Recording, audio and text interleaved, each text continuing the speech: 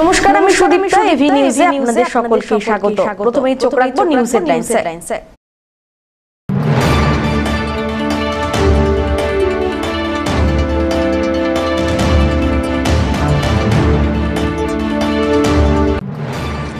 এক দফায় 16% বোনাসের দাবিতে ফের বানারহাটে চা শ্রমিকদের পথ অবরোধ, সমস্যায় নিত্যযাত্রীরা।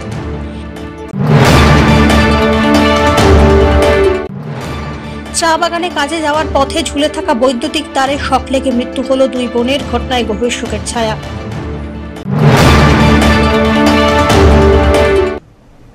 এবার আসছে বিস্তারিত সংবাদে। এবার ধূপগুড়ি মহকুমা হাসপাতালে মহিলা চিকিৎসককে হুমকি দেওয়ার অভিযোগে মহিলা রোগীর বিরুদ্ধে সরব হলেন চিকিৎসকরা। তবে সেই রোগী সব অভিযোগ অস্বীকার করে পাল্টা অভিযোগ করে বলেন তার সঙ্গে চিকিৎসক দুর্ব্যবহার করেছেন, তার মোবাইল ফোন হাত থেকে কেড়ে নিয়ে আছাড় মেরে ফেলে দেওয়া হয়েছে। ঘটনায় ব্যাপক চাঞ্চল্য ছড়িয়েছে হাসপাতালে। এ বিষয়ে নূরজাহান বেগম নামের ওই রোগী ব্লক স্বাস্থ্য আধিকারিকের কাছে চিকিৎসকের নামে লিখিত অভিযোগ দায়ের করেন। রোগীর অভিযোগের ভিত্তিতে জানা যায়, মঙ্গলবার তিনি হাসপাতালে বহির্বিভাগে চিকিৎসা করাতে আসেন। অভিযোগ, সেই সময় কর্তব্যরত মহিলা চিকিৎসক তার সঙ্গে দুর্ব্যবহার করেন। প্রতিবাদ করতে গিয়ে গালাগাল দেওয়া হয়, এমনকি মোবাইল ফোন আছড়ে ফেলে ভেঙে ফেলা হয়। রোগী এবং ডাক্তারের মধ্যে শুরু হয় তুমুল বচসা। হাসপাতালে কর্তব্যরত পুলিশ কর্মীরা এসে পরিস্থিতি সামাল দেয়। আমি এখানে তো অসুস্থ ডাক্তার দেখাতে এসেছি এখানে। তো আমার সামনে 15 জন মতো মহিলা ছিল, তারাও যেভাবে ডাক্তার দেখাচ্ছে আমি ওইভাবে আমি ডাক্তারের কাছে গেছি। তো মহিলা ডাক্তারটা উনি আগে যে মহিলাদের ছিল তাদের সঙ্গে কোনো খারাপ ব্যবহার করলো না, তাদের কিছু বললেও না। যদি কোনো রুলস থেকে থাকে তো সবার জন্য একই রুলস থাকবে, তাই তো? তো ওনারা কারোর সাথে কাউকে কিছু না বলে শুধু আমাকে বললে আপনি কি অভদ্র, আপনি কি জানেন না ভদ্রতা, সোজা এখানে ঢুকে আসতেছেন। তো আমি বললাম, ম্যাডাম বাকি 10 জন যেভাবে দেখাচ্ছে আমি তো ওইভাবে দেখাচ্ছি, তো ওনাদের কিছু বললেন না, আমার সঙ্গে খারাপ ব্যবহার করছেন কেন? আমি তো মানুষ, আমাকে ভালো করে বললে আমি বুঝবো। তখন মানে যাতা আমাকে বলছে, আমারও রাগ উঠে গেছে। মানে আমিও দুই একটা কথা বলছি, তারপরে আমাকে ধাক্কা দিছে, আমার হাত থেকে মোবাইলটা ফেলে দিয়েছে। মোবাইলটা ভেঙে গেছে, দেখেন মোবাইলটা ভেঙে গেছে আমার। তো এইভাবে আমাদের মানে মোটামুটি কেসে অনেকে লোক এখানে আসছে, পুলিশ ভলেন্টিয়ার সবাই, ডাক্তার সবাই আসছে, সবাই আমাকে বুঝিয়ে মিলে এখান থেকে পাঠিয়ে দিল। তারপরে আমাকে পুলিশ ভলেন্টিয়ার বললে ওই ডাক্তার সবার সাথে খারাপ ব্যবহার করে, তো আপনি একটা দরখাস্ত করেন। তো আমি এখানে দরখাস্ত করে উপরে জমা দিলাম। কে বললো ডাক্তার খারাপ ব্যবহার করে? মানে আমার সঙ্গে তো খারাপ ব্যবহার করলোই। এবার আমার সামনে যে 10 জন মহিলা ছিল তাদের সঙ্গেও খারাপ ব্যবহার করতেছে। হ্যাঁ, আমি নিউজেও দেখতেছি। তো আমাদের গ্রামের মহিলারা কি করে, মানে এখানে আসলে মানে ডাক্তারের সামনে আসলে কিছু বলতে পারে না। মানে সে খারাপ ব্যবহার করুক আর ভালো ব্যবহার করুক, কিছুই বলতে পারে না। আপনি অভিযোগ করলেন? হ্যাঁ, আমি নিশ্চয়ই অভিযোগ করছি। কাকে করলেন অভিযোগ? ওটা স্বাস্থ্য দপ্তর আধিকারিকের কাছে, ধূপগুড়িতে। হ্যাঁ। উনি কি বললো?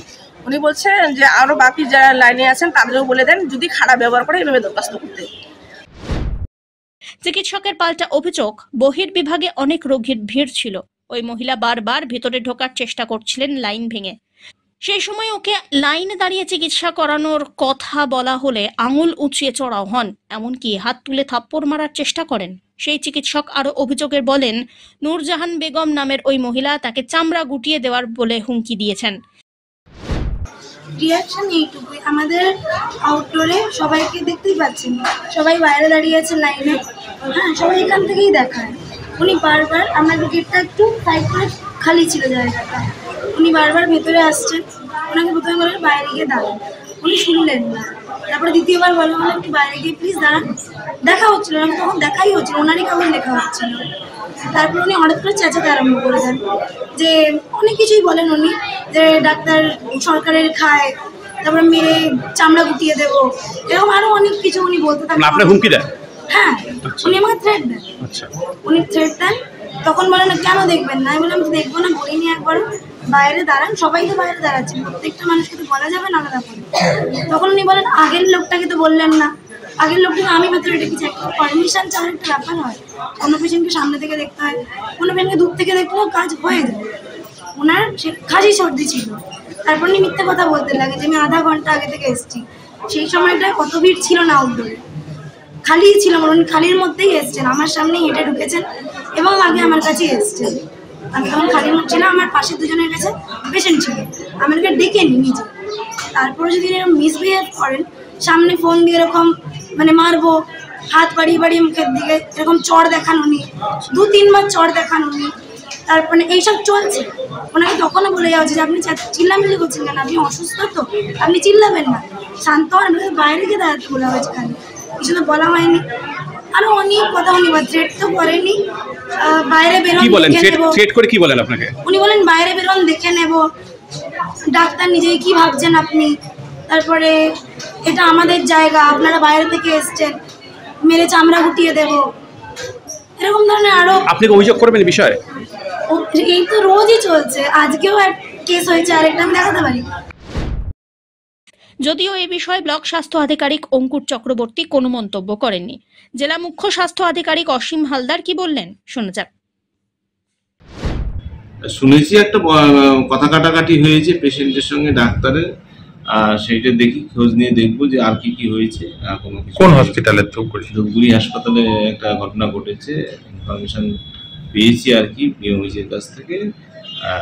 সেটা দেখি যদি কোনো থাকে সেই ব্যাপারে সিএমওইচকে দিয়েই করাবো। ওটা বলেছিলাম সিএমওইচ আছে, সে দেখে নেবে যে কি ঘটনা, অ্যাকচুয়াল ঘটনাটা। লিখিত কমপ্লেন হয় ডাক্তারের নামে, কি বলবেন? সেটা লিখিত কমপ্লেন আমাদের কাছে আসুক, সেইভাবে সেই মোতাবেক দেখে তদন্ত শুরু করবেন ব্যবস্থা।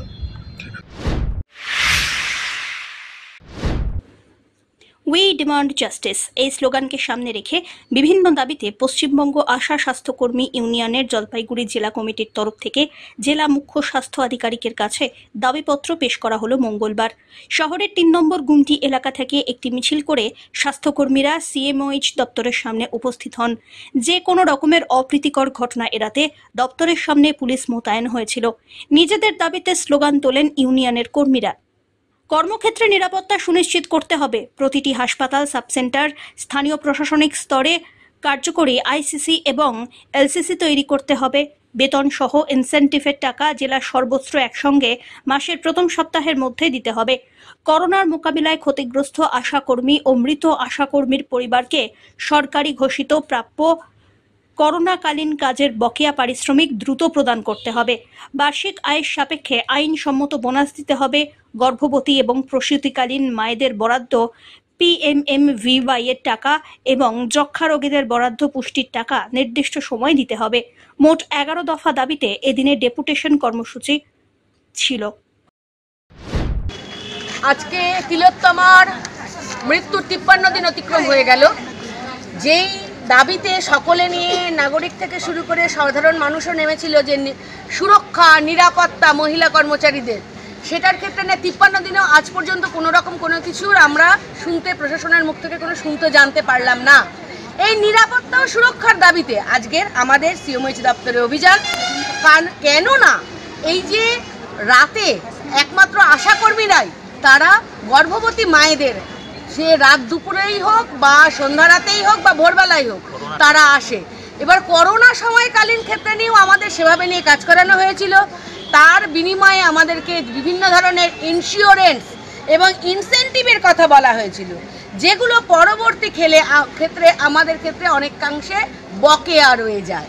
আমরা আজকে সে বিষয়টি নিয়ে কথা বলবো, নিরাপত্তা নিয়ে কথা বলবো, আইনি বোনাস নিয়ে কথা বলবো, এবং যেটা সামাজিকভাবে PMMVY, যেটা গর্ভবতী ও প্রসূতি মায়েদের প্রাপ্য সেটি, এবং যক্ষ্মা রোগীদের তাদের যে পুষ্টির জন্য যে টাকাটা দেয়া হয় সেটার বিষয়ে দ্রুত তার নিষ্পত্তি করতে হবে এবং তারা যাতে সেই টাকাটা পায় সেই হিসাবে নিয়ে সিএমওএইচের সাথে আমরা কথাটা বলতে যাচ্ছি। এবারে নিরাপত্তা রক্ষীটার ক্ষেত্রে যে সে যে একটা মেয়ে, তার নিরাপত্তাটা কে দেবে?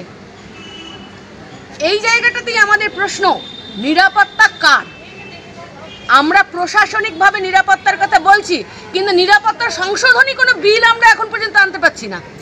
আমরা প্রশাসনের কাছে সেটা চাই, একটা মহিলা সে তার কর্মজগতে সুরক্ষিত এবং নিরাপদভাবে নিয়ে কাজ করবে, এটা প্রশাসনিক স্তরে আশ্বাস নয়, সেটাকে বিল হিসাবে আমাদের কাছে দেখাতে হবে। সব্যসাচী মজুমদারের রিপোর্ট, এভি নিউজ।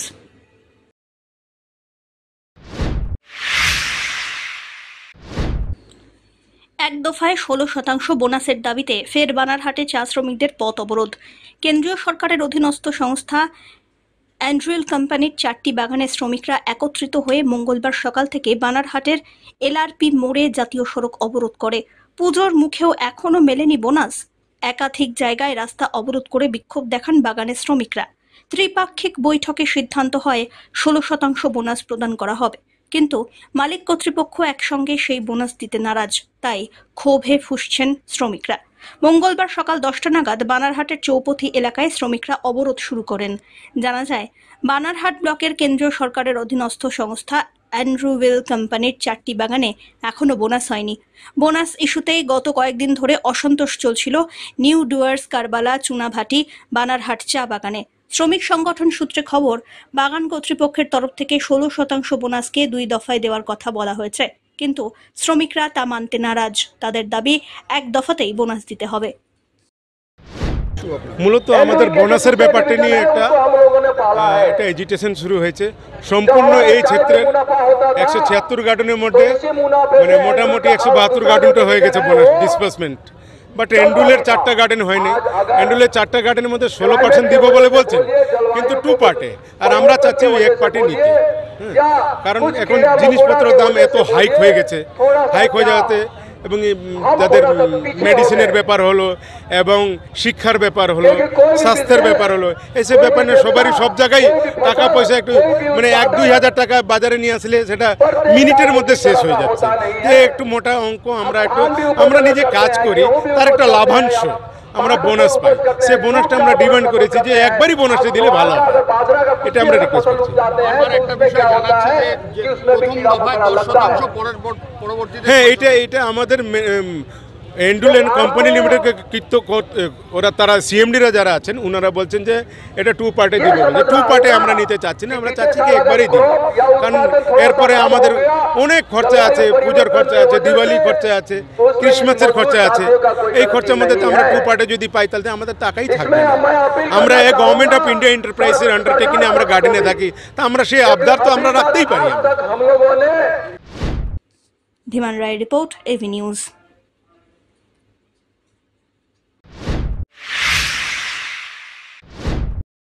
পিকআপ ভ্যানে করে চা বাগানে কাজে যাওয়ার পথে ঝুলে থাকা বিদ্যুতের হাই ভোল্টেজ তারে শক লেগে মৃত্যু হলো 2 বোনের। ডুয়ার্সের মাল ব্লকের কুমলাই গ্রাম পঞ্চায়েতের নেওড়া স্টেশন পাড়া এলাকায় ঘটে এই ঘটনা। এই ঘটনায় বড় দিঘি হয়ে লাটাগুড়ি মালবাজার রাজ্য সড়ক অবরোধ করে বিক্ষোভ দেখান স্থানীয়রা। মৃত 2 জন আলিশা ওরাও এবং রাধিকা ওরাও সম্পর্কে খুড়তুতো বোন। খাকরিজান বস্তি এলাকার বাসিন্দা ছিল 2 জন। জানা গিয়েছে, প্রতিদিনের মতো বাড়িতে সকালবেলায় খাওয়া দাওয়ার পর অন্যান্যদের সঙ্গে পিকআপ ভ্যানে করে টুনবাড়ি চা বাগানে কাজ করতে যাচ্ছিল আলিশা এবং রাধিকা। সেই সময় নেওড়া স্টেশন এলাকায় ঝুলে থাকা বিদ্যুতের হাই টেনশন তার 2 জনের গায়ে লাগে। তারপরে 2 জনকে মাল সুপার স্পেশালিটি হাসপাতালে নিয়ে যাওয়া হলে কর্তব্যরত চিকিৎসক 2 জনকে মৃত বলে ঘোষণা করেন। ঘটনার পরে বিক্ষোভে ফেটে পড়েন স্থানীয়রা, পথ অবরোধ করে বিক্ষোভ দেখান। এদিকে ঘটনার কয়েক ঘন্টা কেটে গেলেও বিদ্যুৎ দপ্তরের কর্মীরা উপস্থিত হননি বলে অভিযোগ। বেশ কিছুক্ষণ পর বিদ্যুৎ দপ্তরের কর্মীরা উপস্থিত হলে তাদের ঘেরাও করে বিক্ষোভ দেখান স্থানীয়রা। গরিব মেয়ে, ওরা বাগানে কাজে যেত, তিনবাড়ি বাগানে। যে ঠিকাদার ওনার নাম হলো জাকির হোসেন, আর আমার ভাস্তি মেয়ে, ওনার আমি জেঠু। ওরা সকালে কাজে ডেলি নিয়ে যেত। আজকে সকালবেলায় দুর্ঘটনাটা ঘটে। কারণ হয়েছে কি, তার আগে ঝুলেছিল, ড্রাইভার দেখতে পারে নাই, কারণ 11,000 ভোল্টেজ তারটা গাড়ির মধ্যে পড়ে 2 জন স্পট ডেথ হয়েছে। যারা যে আলিশা বলে যে মেয়েটি আছে, কিন্তু ওনার বাবা বাইরে থাকে, আমরা তো আমাদের কাজে ব্যস্ত থাকি। চেষ্টা কত? একজনের আছে 18 বছর চলতেছে, আর একজনের 16 চলতেছে। নাম ধরে বলবেন যে কার কত বছর? রাধিকাটা আছে 17, 18, আর আলিশাটা আছে তো 16। আচ্ছা, কে কাজে নিয়ে যাচ্ছে? কোথা থেকে কোথায় নিয়ে যাচ্ছিল? ও নেওড়া থেকে টুনবাড়ি নিয়ে যাচ্ছিল। সব সময় নিয়ে যায় এদেরকে? মোটামুটি এক সপ্তাহে সবসময় নিয়ে যায়। আচ্ছা, কি কাজে কি কাজের জন্য? ও বাগানে পাটি কোথায় তুলতে হয়, পাটি তোলার জন্য নিয়ে যায়। আচ্ছা, যারা মারা গেছে ওনার বাবাটা এমনি গরিব আছে, ও বাইরে কাজ করে। আপনি কি হন? ওনার আমি জেঠু।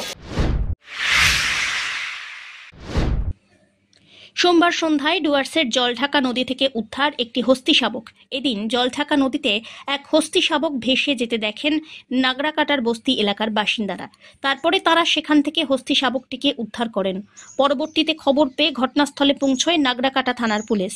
এরপরে লাটাগুড়ি রেঞ্জের রেঞ্জার সঞ্জয় দত্ত, চালসার রেঞ্জার প্রকাশ থাপা সহ বনকর্মীরা ঘটনাস্থলে পৌঁছন।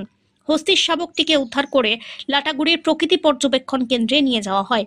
জানা গিয়েছে, হিলা চা বাগান থেকে হস্তি শাবকটি জলঢাকা নদীতে ভেসে আসে, তবে সেখানকার বাসিন্দারা চেষ্টা করেও তাকে উদ্ধার করতে পারেনি। জলঢাকা নদীর জলস্রোতে ভাসতে ভাসতে সেটি নাগরাকাটা বস্তি এলাকায় এসে উপস্থিত হয়। এরপরে নাগরাকাটা বস্তি এলাকার বাসিন্দারা তাকে দেখে সেটিকে উদ্ধারে বন দপ্তরকে খবর দেয়। যেহেতু হস্তি শাবকটি নদীতে ভেসে এসেছিল, সেই কারণে তার গায়ে আঘাত লেগেছে বলে খবর। প্রকৃতি পর্যবেক্ষণে নিয়ে যাওয়ার পর তার প্রাথমিক চিকিৎসা করা হবে। নদী পার হওয়ার সময় শাবকটি হয়তো দলছুট হয়ে পড়েছিল বলে অনুমান।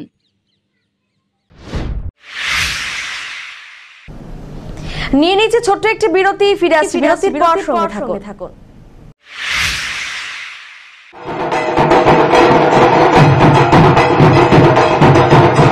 নমস্কার, আমি আমাদের সদর পঞ্চায়েত সমিতির অধীন সহ গোটা জলপাইগুড়ি, গোটা বাংলার মানুষের এটুকুনি বলতে চাই যে আমাদের বাঙালিদের যদিও বলি আমরা 12 মাসে 13 পার্বণ, তার মধ্যে শ্রেষ্ঠ উৎসব হচ্ছে দুর্গোৎসব।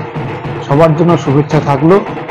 সবাই মিলে আমরা আনন্দে এই পূজাটাকে উপভোগ করি এবং এখানে দুর্গাপূজার শুধু এখানে আমরা দেখতে পাচ্ছি যে বাংলার এখানে হিন্দু মুসলিম সবাই মিলে যেভাবে এই শারদীয়া উৎসবে মেতে ওঠে, এই সম্প্রীতি বজায় থাকুক আর সবার পুজো ভালো হোক।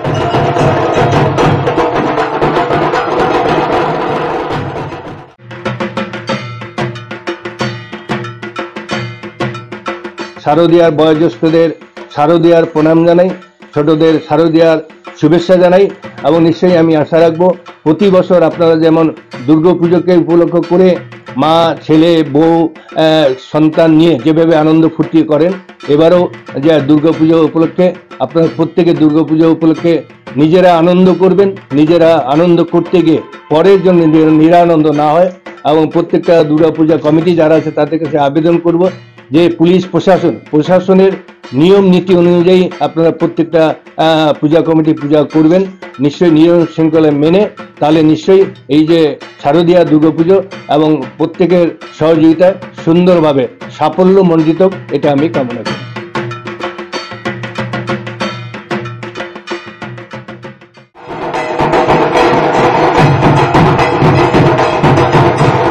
দুর্গোৎসবে সবাইকে আন্তরিক অভিনন্দন এবং নমস্কার জানাই। সকলেই ভালো থাকবেন, যাতে সবার দিন ভালো যায়, ভালো কাটুক, আগামী দিন খুব ভালো থাকুক। মা যেন প্রত্যেককে আশীর্বাদ করে সবার যেন পরিবার নিয়ে এই শারদীয়ায় সুন্দরভাবে সবাই যেন কাটাতে পারেন। প্রত্যেকেরই খেয়াল রাখবেন, সুন্দরভাবে উৎসব পালন করবেন। নমস্কার।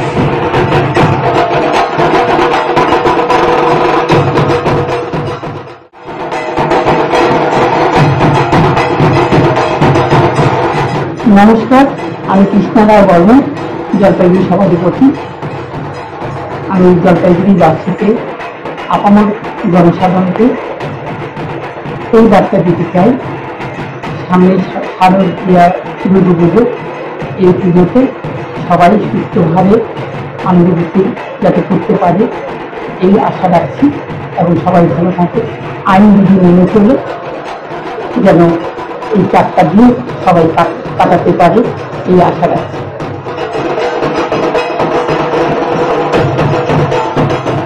ওম বিল্ডার্সের তরফ থেকে সকলকে জানাই শুভ শারদীয়ার প্রীতি, শুভেচ্ছা এবং ভালোবাসা। সকলে আনন্দে থাকুন, ভালো থাকুন, সুস্থ থাকুন এবং অবশ্যই ওম বিল্ডার্সের সঙ্গে থাকুন। ওম বিল্ডার্স, আমাদের ঠিকানা Patkata colony, post office, Denguajhar, জেলা জলপাইগুড়ি।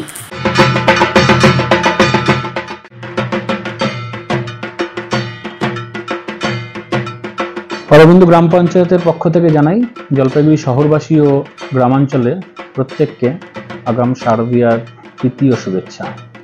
আপনারা সকলেই জানেন গ্রামাঞ্চল এবং শহরের বেশ কিছু জায়গায় ডেঙ্গুর সংখ্যা দিনে দিনে বেড়ে চলেছে।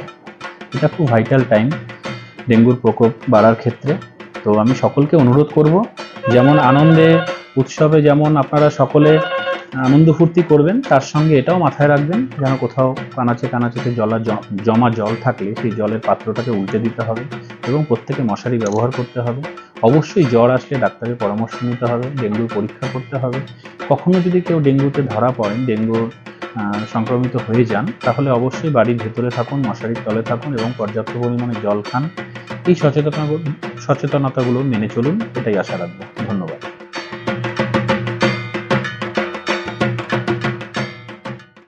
সকলে আমরা সকলের তরে টাচ নার্সিংহোম রোগীর সেবার তরে। রোগীর সেবায় সবার সেরা আপনাদের চিরপরিচিত টাচ নার্সিংহোম। টাচ নার্সিংহোম মানে বিশ্বাস এবং নির্ভরতার ছোঁয়া। বছরব্যাপী আপনাদের সেবায় আমরা সদা তৎপর। মেতে উঠুন শারদ উৎসবের আনন্দে। সকলে ভালো থাকুন, আনন্দে থাকুন, সুস্থ থাকুন। সকলকে টাচ নার্সিংহোমের তরফ থেকে জানাই শারদীয়ার প্রীতি এবং শুভেচ্ছা। Touch nursing home, Rajbaripara, Jalpaiguri. মহালয়া মানেই জলপাইগুড়ি শহরে আতশবাজির ফোয়ারা। তার আগে জলপাইগুড়ি শহরে চলছে আতশবাজির বিকিনি। বাজারে আতশবাজি বিক্রি হলেও প্রশাসনের উদ্যোগে শব্দবাজি বিক্রি নিষেধ। তা ব্যবসায়ী থেকে ক্রেতা সকলেই জানেন। আতশবাজি বাদে মহালয়া উদযাপন হবে না, তা আবার হয় নাকি? তাই জলপাইগুড়ির দিনবাজারে আতশবাজি কিনতে সকাল থেকেই ক্রেতাদের ভিড়।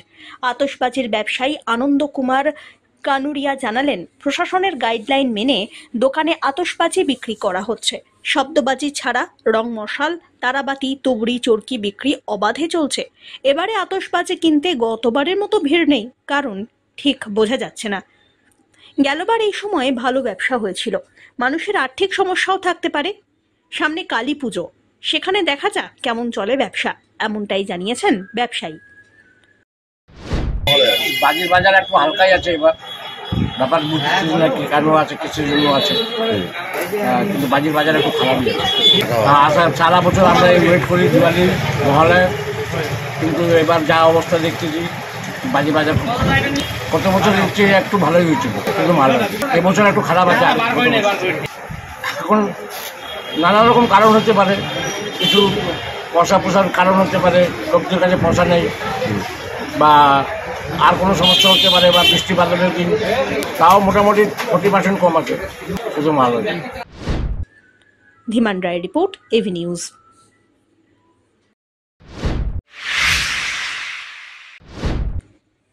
রাত পোহালেই মহাত্মা গান্ধীর জন্মদিন। সেই উপলক্ষে জলপাইগুড়ি শহরে গান্ধী মোড়ে অবস্থিত মহাত্মা গান্ধীর মূর্তির পরিষ্কার পরিচ্ছন্নতার কাজে এগিয়ে এলো জলপাইগুড়ি পুরসভা। জলপাইগুড়ি পুরসভার উদ্যোগে গান্ধী মোড়ে অবস্থিত মহাত্মা গান্ধীর মূর্তি সুন্দরভাবে পরিষ্কার এবং রং করা হয়। পাশাপাশি আশেপাশের নোংরা পরিষ্কার করার কাজও শুরু হয়েছে। যেহেতু মহাত্মা গান্ধীর জন্মদিন, সেই কারণেই পরিষ্কার পরিচ্ছন্নতার কাজে জলপাইগুড়ি পৌরসভার কর্মীরা এগিয়ে আসেন। আগামীকাল সারা দেশের সঙ্গে বিভিন্ন জায়গায় মহাত্মা গান্ধীর জন্মদিন উদযাপিত হবে। 2রা অক্টোবর মহাত্মা গান্ধীর জন্মদিন, মানে আগামীকাল তার জন্যই আমরা পরিষ্কার পরিচ্ছন্ন একটু করে দিচ্ছি, প্রতি বছরই করি।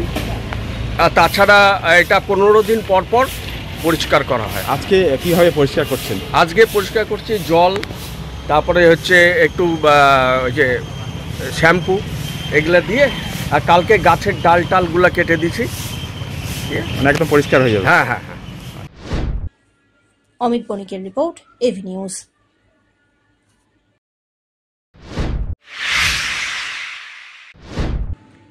সহজ পাঠের বইয়ের বিভিন্ন পাতার সেই পুরনো দৃশ্য এবার নিজের হাতের জাদুতেই তুলে দেখছেন শিল্পী পারিজাত রক্ষিত। তিনি দীর্ঘদিন ধরে শিক্ষকতার সঙ্গে যুক্ত। তার হাতে বিভিন্ন কারুকার্যে নতুন রূপ দিতে চলেছেন। জলপাইগুড়ি উদয়ন সংঘের দুর্গাপুজোর এবারের বিশেষ থিম, আর এবারে অভিনব চমককে বাস্তবায়িত করতে চলেছেন তারা। থার্মোকল, রং, তুলি দিয়ে সারাদিন ব্যস্ত রয়েছেন শিল্পী। সহজ পাঠের থিমের উপহার জলপাইগুড়িবাসীর কাছে দারুণ প্রশংসা পাবে বলেই আশাবাদী তিনি। পুজো মণ্ডপে ঢুকলে সহজ পাঠের বিভিন্ন দৃশ্য দেখা যাবে।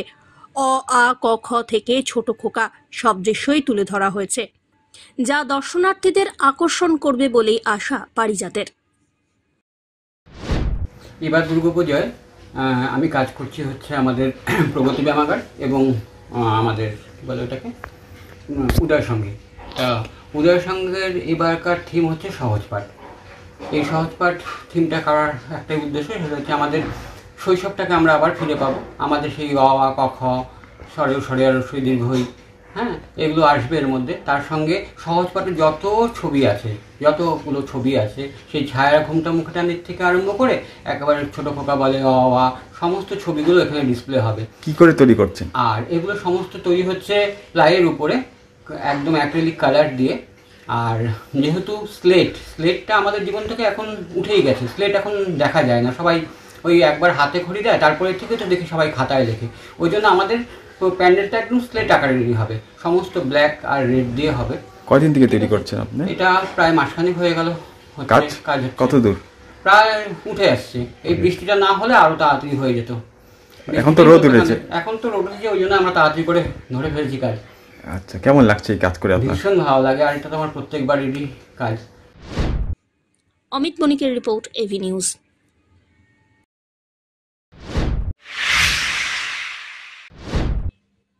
দুর্যোগের মেঘ সরিয়ে আকাশে পেঁজা মেঘের ভেলা, মাটিতে কাশফুলের উপস্থিতি জানান দিচ্ছে পুজো আসছে।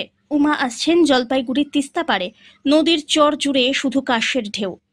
এখানে এলে মন বলতেই পারে একটা সেলফি হয়ে যাক। অন্তত সেই আবহেই ফের সেজেছে দুদিন আগের ভয়ঙ্করী হয়ে ওঠা আজ আপাত শান্ত স্নিগ্ধ জলপাইগুড়ির তিস্তা। দুদিন আগে কিউসেক জলে উত্তাল হয়ে উঠেছিল গোটা তিস্তা। পুজোর মুখে ভিটে মাটি হারানোর ভয় পেয়ে বসেছিল তিস্তার পাড়ের বাসিন্দাদের। জলোচ্ছ্বাসে কোথাও স্পার, কোথাও ক্ষতিগ্রস্ত হয় বাঁধ। জল নামতেই শুরু হয় সংস্কারের কাজ। একই সঙ্গে নদীর চরে জেগে উঠেছে কাশের বন। জলপাইগুড়ির বাসিন্দাদের কাছে আশ্বিনের এক অতি পরিচিত ছবি। পুজোর আগমনী বার্তা বয়ে আনে এই কাশের বন। দুদিন আগেই কাশবনের ওপর দিয়ে বয়ে গিয়েছে উত্তাল তিস্তার জল। বৃষ্টি থামতেই ফের ঝাঁপি খুলে দিয়েছে প্রকৃতি। মাথা তুলে দাঁড়িয়েছে শ্বেত শুভ্র কাশ। দুর্যোগের আবহ পার করে আসা তিস্তা পাড়ে এলেই মন বলতে থাকে সেলফি হয়ে যাক। বিষয় হচ্ছে কাশফুল দেখলেই বুঝতে পারি আমরা যে পুজো সামনেই আসছে। পুজো খুব ধুমধাম করে মা আসছেন। কাশফুল দেখলে বুঝতে পারি। প্রত্যেক বছরই আমরা এখানে আসি, এই সময়টাতে মেনলি আসার চেষ্টা করি, পরের দিকে আসলে আরও ভিড় বাড়ে। তো প্রত্যেক বছর এই যে কাশফুল দেখি চারিদিকে, প্রত্যেক বছরই মা আস্তে আস্তেই বলছিল যে কাশফুল মনে হচ্ছে বনটা যেন আরও সামনের দিকে এগোচ্ছে। দেখে মনে হয় মা আসছেন। এটাই হচ্ছে পুজোর সূচনা, এটাই আমাদের মায়ের আগমনের সূচনা। তো এটা কি বলবেন? এটা কি বলবো, এতটা কিছু দেখতে তো ভালো লাগছে যে হ্যাঁ ঘরের মধ্যে রাখা হচ্ছে বা কিছু, কিন্তু কি বলবো, হয় না যে হিন্দিতে যে কথাটা একটা বলে থাকি আমরা, বুঁদ বুঁদ পানি সেই সাগর বানতা হয়। তো একটা একটা করে যে ছিটতে ছিটতে তারপরে তো নাই পথে জিনিসটা চলে যায়। তো জিনিসটা একদম করাটা উচিত না। ঘরে যতই সুন্দর লাগুক দেখতে, ওটা যেখানে আসল প্রকৃতি সেখানে থাকাটাই ভালো। এটা কাশফুল দেখতেই আসলাম, আর এই উদ্দেশ্যেই আসলাম। প্রতিবারই এই সময়টা আসি বিশ্বকর্মা পুজোর পর দিয়ে। এইখানে যে এই স্পারের যে সৌন্দর্য কাশফুল, এটা আমি অন্য কোথাও পাই না। সেই জন্য এই ইয়েতেই আসি, প্রতিবারই আসি। এই ফটো তুলে একটু ঘুরি টুরি চলে যাই। ভালো লাগে, ভীষণ ভালো লাগে। বলছি না, চেরাতে ভালো লাগে না, কারণ কাশফুলটা গাছেই দেখতেই ভালো লাগে, গাছেই ভালো। এটা ঘরে সাজালে ভালো লাগে না তখন। আর বিলুপ্ত হয়ে যাচ্ছে। হ্যাঁ, এই জায়গাটায় যে যতটা সৌন্দর্য ঘরে রাখলে ওই একটা কাশফুলে কি সেই জিনিসটা আসবে? পিনাকি শিলের রিপোর্ট, এভি নিউজ।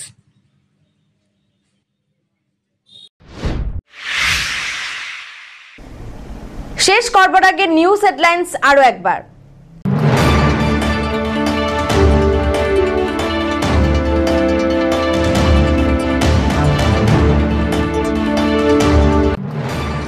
এক দফায় 16% বোনাসের দাবিতে ফের বানারহাটে চা শ্রমিকদের পথ অবরোধ, সমস্যায় নিত্যযাত্রীরা।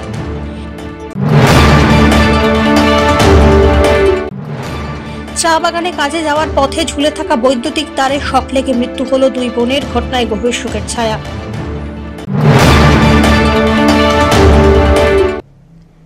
এখনকার মতো এভি নিউজ এ পর্যন্তই। পরবর্তীতে আসছি আরো সংবাদ নিয়ে, দেখতে থাকুন আমার বিশেষ।